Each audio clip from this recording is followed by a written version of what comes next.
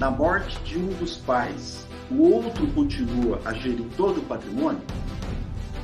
Olha, a holding ela é tão flexível e permite aos pais decidirem isso em vida. Tem casos em que, com a partida de um dos pais, os filhos assumem essa gestão. Tem casos em que o cônjuge sobrevivente é quem vai administrar.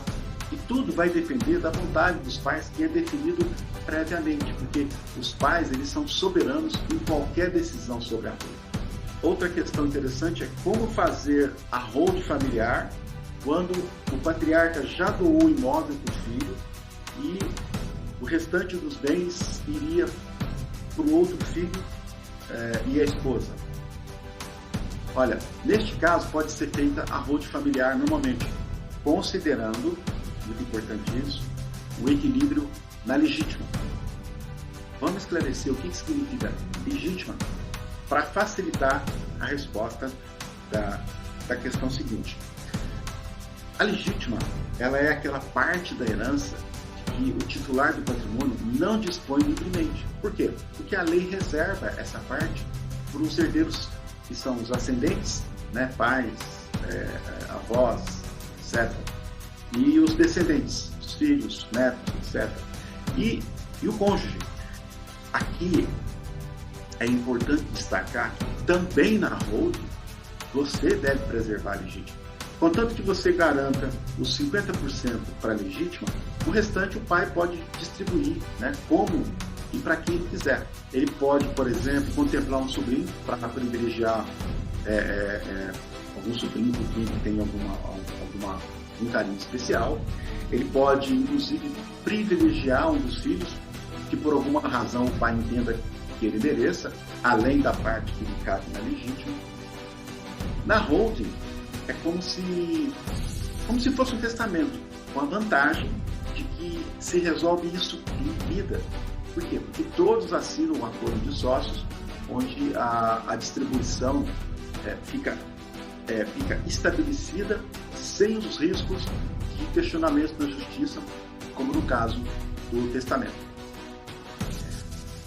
A questão seguinte se refere ao caso de um pai com 3 imóveis e 3 filhos.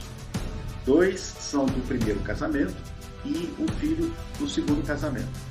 Esse pai, ele é divorciado das 2 esposas, das 2 ex-esposas, então ele não tem companheira herdeira.